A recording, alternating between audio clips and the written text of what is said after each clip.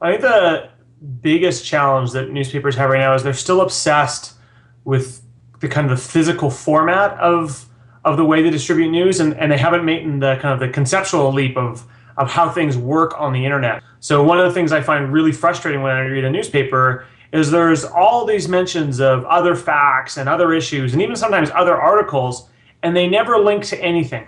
You're really hard pressed in most newspapers to actually find a link to another site.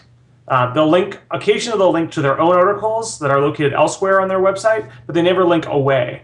And this is all premised on the idea that somehow if you click on that link, then you go away from their website, and so they lose you.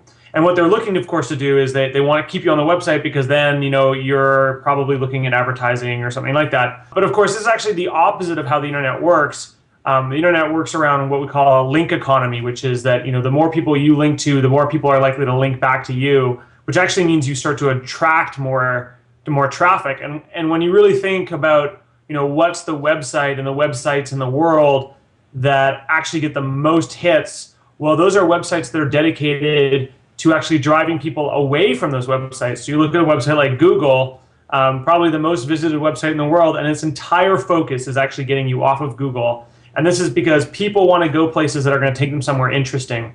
And newspapers don't take anybody anywhere interesting except for what their own content is. And while that is interesting, there's a finite amount on their website that's interesting. And so you're kind of trapped in their garden, and they won't let you leave. And so, I actually think that's actually a barrier to entry.